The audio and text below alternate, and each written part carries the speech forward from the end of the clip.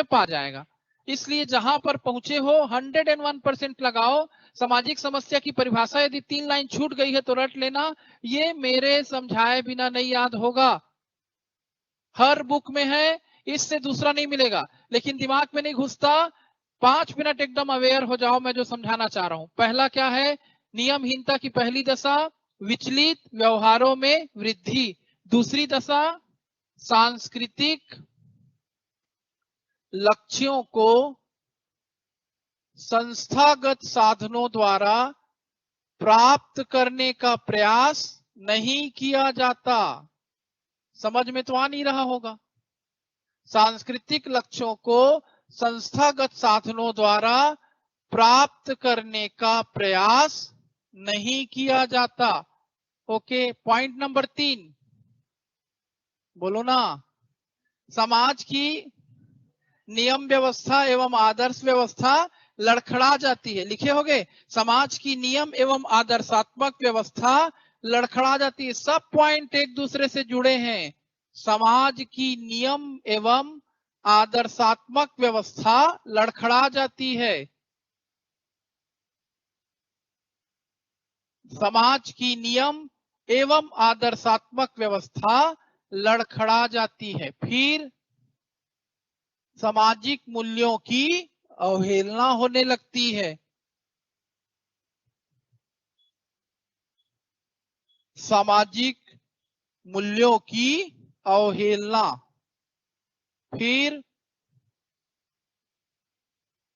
और इसके कारण व्यवहारों में अनिश्चितता और असमंजस, कंफ्यूजन आ जाता है। हम क्या करें? अब देखो, इसको प्रैक्टिकली समझो। असमंजस देखो, नियमहीनता तब कहलाएगी जब समाज में विचलित व्यवहार बढ़ जाएगा। विचलित व्यवहार क्या है? डेविएंट बिहेवियर क्या है? ये डेविएंट बिहेवियर है। जो सीधा रास्ता है उस पे ना चल के टेढ़ा तिरछा रास्ता अपनाना, यही डेविएंट बिहेवियर है।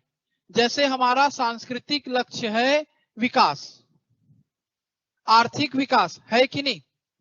देश का हर प्रधानमंत्री, राष्ट्रपति, मुख्यमंत्री, है ना, जो भी मोटिवेशनल लीडर बोलेगा भाई देश की आर्थिक समृद्धि, आपकी भी आर्थिक समृद्धि, आपका भी आर्थिक विकास, बोलेगा कि नहीं बोलेगा? तो हमारा सांस्कृतिक लक्ष्य क्या है? आर्थिक विकास। और उसको पाने का संस्थागत साधन क्या है? मेहनत, व्यवसाय, और भी कुछ भी, कारीगरी, ऐसा। लेकिन अब आपको बनना तो है अमीर, लेकिन आप उसके लिए संस्थागत साधन नहीं अपना रहे हैं।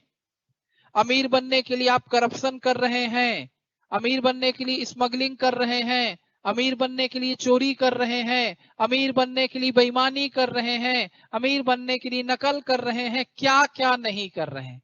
एक दो नहीं कर रहा है, पूरा समाज ऐसी कर रहा है। तब बन गया ये सामाजिक समस्या। पक्का? अब इससे होगा क्या? समाज की नियम और आदर्शात्मक व्यवस्था लड़खड़ा जाएगी। कोई भी काम ढंग से नहीं होगा। हर जगह क्या खोजा जाएगा? शॉर्टकट, पैसा कमाना है। अक्सर लोग बोलते हैं, देखो जो छोटी उम्र का बच्चा होता है या जिसको भी समाज में तनाव है, जिसके पास गरीबी है, जो आगे बढ़ना चाहता है, बढ़ नहीं पाया है, उसको यदि हम समझाते हैं कई लोगों को कि भाई मेहनत के रास्ते पे चलो, ईमानदारी के रास्ते पे चलो, तो बोलता है ऐसा कौन सा नेता है सर बता दो जो ईमानदारी से चल के आगे बढ़ा हो। आगे बढ़ना है तो बेईमानी करना पड़ेगा, भ्रष्टाचार करना पड़ेगा। बहस करने के लिए खड़े हो जाते हैं, तुम भी खड़े हो जाओगे कि समाज में क्या होता है, बेईमान ही आगे बढ़ता है, भ्रष्ट ही आगे बढ़ता है। पैसा कमाना है तो बेईमानी तो करना पड़ेगा। आप नियम से हट, मूल्यों की आपने अवहेलना कर दी, नियम और आदर्शात्मक व्यवस्था लड़खड़ा गई। अब जो सही आदमी है उसके सामने भी अनिश्चितता हो गई कि मैं पढ़ाई करूं कि कुछ बेईमानी का उपाय सीखूं, कि मैं पीएससी प्री और मेंस की तैयारी करूं कि इंटरव्यू के लिए पैसा का जुगाड़ करूं। आता है कि नहीं आता है?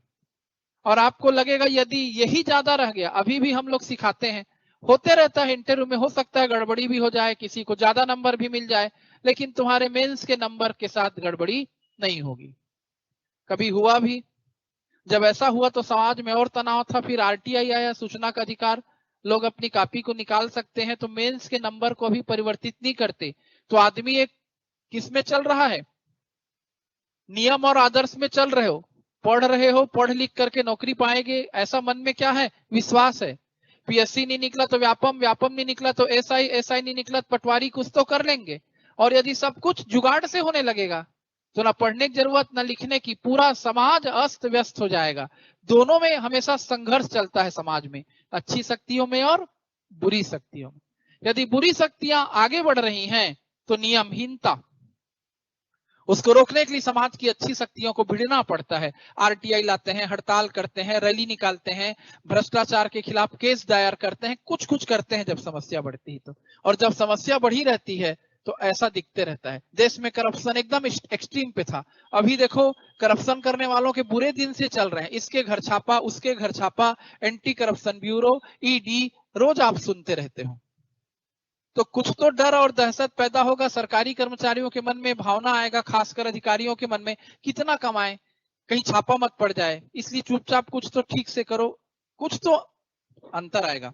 और यदि सब कुछ ऐसी चलता रहे जैसा चलता है तो फिर हर आदमी गलत करना चाहेगा। वैसे भी भारत में भी बहुत अच्छी स्थिति नहीं है, ईमानदारी की और अच्छी दशाओं का आना देश में क्या है, शेष है। वर्क कल्चर का आना देश में शेष है। तो ये नियमहीनता के 5.1 भी सीक्वेंस में नहीं समझ रहे हो तो पूछो। विचलित व्यवहार में वृद्धि, मैं भी गलत करूंगा, तू भी करेगा, वो भी करेगा। जैसे युवाओं में ये भी सिगरेट पिएगा, वो भी पिएगा, वो गांजा पिएगा, वो एलएसडी खाएगा, वो दीपिका पादुकोण बनेगा, वो पता नहीं क्या क्या बनेगा।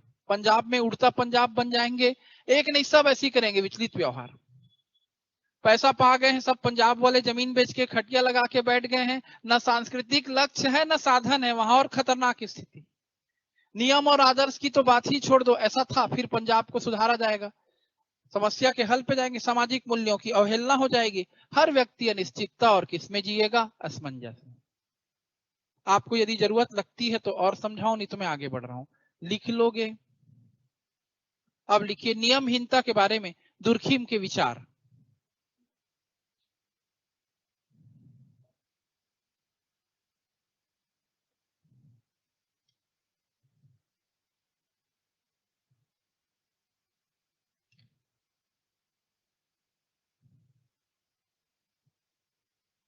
दुर्खिम समाज को नियमहीनता के लिए उत्तरदायी मानता है।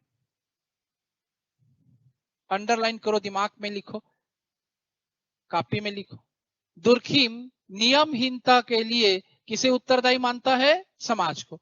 ध्यान से समझना, दुर्खिम नियमहीनता को बताएगा, आत्महत्या को बताएगा।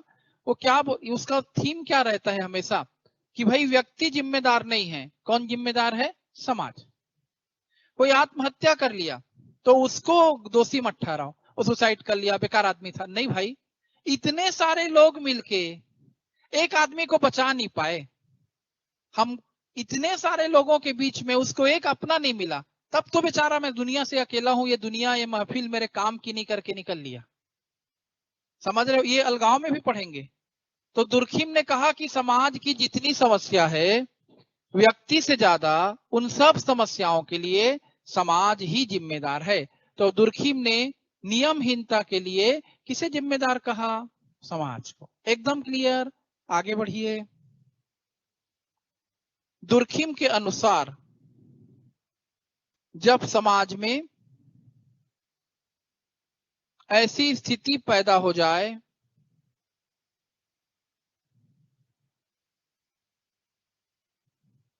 कि उसका व्यक्ति पर प्रतिकूल प्रभाव पड़े,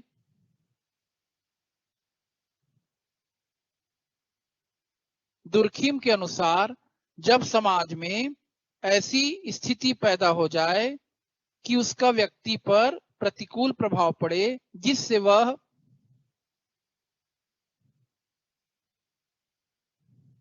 संकुचित मनोभाव वाला, जिससे वह संकुचित मनोभाव वाला, अहमवादी और स्वार्थी हो जाए।